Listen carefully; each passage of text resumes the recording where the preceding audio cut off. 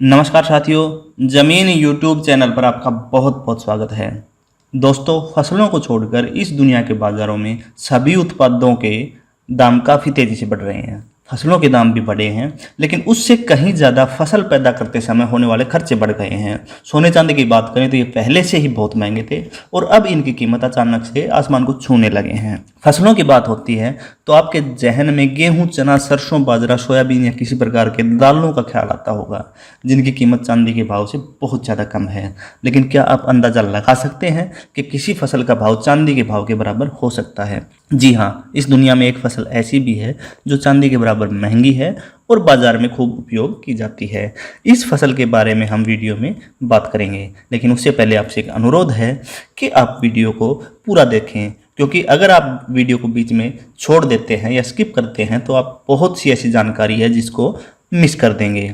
और अगर आपको वीडियो अच्छी लगे तो वीडियो को लाइक कर दें, और अगर आप इस चैनल पर नए हैं तो नीचे लाल रंग का सब्सक्राइब बटन दबाकर चैनल को सब्सक्राइब कर लें और साथ में आए घंटे को भी दबा लें, ताकि कोई भी नई वीडियो सबसे पहले आप तक पहुंच सके। क्योंकि हम इस चैनल पर खेती, किसानी, बागवानी या पशुपालन से संबंधित वीडियो लाते रहते हैं।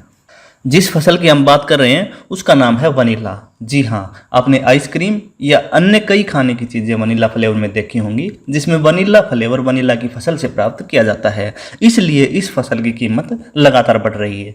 ब्रिटेन की मार्केट में इसकी कीमत $600 प्रति किलोग्राम है, जो भारतीय मुद्रा में बात करें तो 42,000-43,000 के रुपए होते हैं। लेकिन कम उत्पादन के कारण सूखे वनीला के बीन्स की कीमतें भारतीय बाजार में भी गुणवत्ता के आधार पर 22,000 से 30,000 रुपए प्रति किलोग्राम के बीच मंडरा रही हैं। ब्रिटेन की संग ब्रियास आइसक्रीम कंपनी हर महीने 20 टन आइसक्रीम बनाती है, जिसमें 40 प्रकार के फ्लेवर होते हैं, जिनमें 1/3 में किसी न किसी प्रकार से वनीला का प्रयोग किया जाता है। पिछले कुछ सालों से कंपनी जिस कीमत पर वनीला खरीद रही थी, इस समय उससे 30 गुना से ज़्यादा कीमत पर मिल रहा है। फसल से अधिक रिटर्न ने अधिक किसानों को वनीला की खेती के लिए प्रोत्साहित किया है। केरल, तमिलनाडु और कर्नाटक के फैले क्षेत्रों में वनीला की खेती करने वाले किसानों की संख्या 30,000 से अधिक हो गई है। अक्टूबर और नवंबर और दिसंबर को वनीला की फसल का सीजन माना जाता है। यहाँ के अधिकतम किसान अब निर्यात बाजार को बड़े पैमाने पर देख रहे हैं।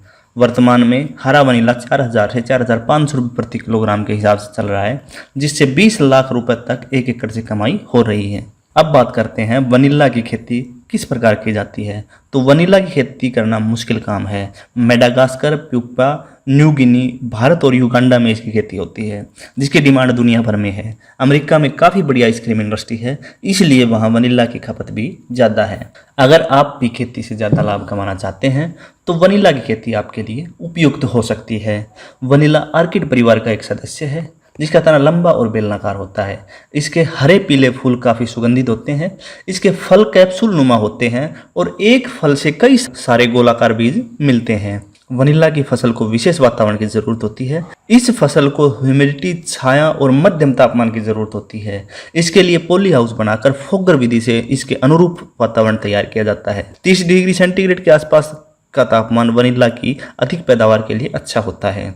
पेड़ों से छनकर आती हुई रोशनी इस फसल के लिए काफ़ी अच्छी मानी जाती है। अगर आपके खेत में बाग है तो इसकी खेती इंटरक्रॉप के रूप में अच्छी प्रकार से की जाती है, क्योंकि यह पौधा दूसरे पेड़ की छाया में अधिक पनपता है और इसकी खेती अधिक लाभदायक हो जाती है। यह फसल 3 वर्ष बाद पैदावार शुरू कर देती है।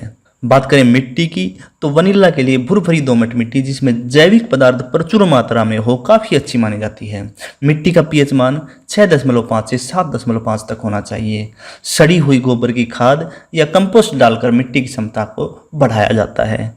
बात करें बिजाई की तो वनीला की बिजाई के लिए कटिंग या बीज दोनों का इस्तेमाल किया जाता है। बेल लगाने के लिए स्वच्छ कटिंग ले लें और जब वातावरण में नमी हो तब लगाया जाता है। वनीला लगाने के लिए गड्ढे बनाकर उसमें गली हुई खाद या कंपोस्ट डालकर भर दिया जाता है। कटिंग को मिट्टी में दबाया नहीं जाता, बल्कि में सतह पर रखकर खाद और पत्तियों से ढक दिया जाता है। तार या जाली लगाकर उस पर बेल को फैलाया जाता है। 1 एकड़ में 2,300 से 2,400 तक बेल को लगाया जाता है। फसल लगाने के बाद कंपोस्ट या केंचुआ खाद को इसमें समय समय पर डालते रहना पड़ता है और समय समय पर ज़रूरत के हिसाब से सिंचाई की जाती है। बेल को तारों पर फैलाते समय यह ध्यान रखा जाता है कि इसकी ऊंचाई 150 सेंटीमीटर से ज़्यादा ना हो।